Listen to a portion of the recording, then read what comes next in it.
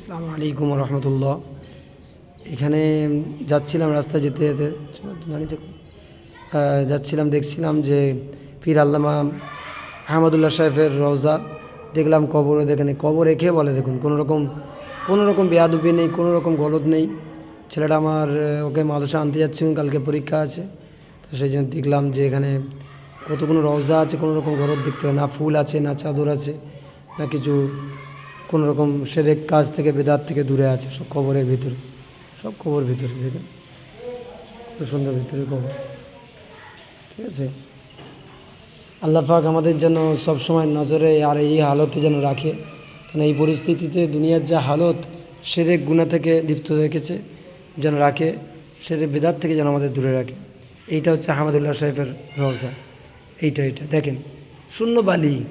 আমি Mecca Medina সফর করি, দেখি সাহাবাদের গন্ধে কবর যেগুলো পড়ে আছে, হযরত ওসমান গনি রাদিয়াল্লাহু তাআলা আনহু, হালিমাতুস সাদিয়া, আমাদের আয়েশা, আমাজান খাদিজা রাদিয়াল্লাহু তাআলা আল্লাহর মধ্যে, জান্নাতুল বাকির মধ্যে কোনো ত্রুটি দেখতে পাই না সেখানে। এখানেও এসে দেখলাম এদের আদর্শ, এনাদের আখলাক চরিত্র যেভাবে শুনেছিলাম আলী আসগর হুজুরের মুখ দিয়ে, আজকে চোখে দেখলাম, খুবই ভালো লাগলো। আলহামদুলিল্লাহ, আল্লাহ এনাদেরকে জান্নাত নসিব করুক, কেন উঁচু মাকাম দান করুক, তার সাথে সাথে আমাদেরকেও জান্নাত নসিব করুক।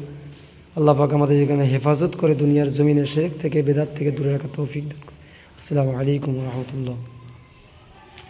অ্যাকচুয়ালি বাইরের যে সফরটা আছে, এখানে মাদ্রাসার তালিব ইলমরা আছে, হ্যাঁ,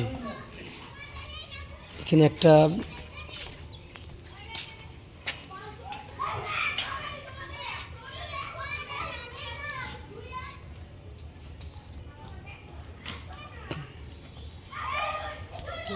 বাস্তব কথা, দুনিয়ার জমিনে যে ঘোরাঘুরি করি নয়, যে জালিমদের কবরগুলো দেখা হয়, আর আল্লামা আহমদুল্লাহ সাহেবের রওজায় এসে দেখলাম যাগুলো বলে সত্যি কথা মিলে গেছে, বা মাশাল্লাহ। কারণ হচ্ছে এইটাই থাকা দরকার, না তো মুখে এক বলবে আর এক হবে, এটা ঠিক নয়, এটা পছন্দ করি না। আল্লাহ পাক আমাদেরকে সবাইকে যেন হেদায়েত দান করে, এইটাই চাইছিলাম।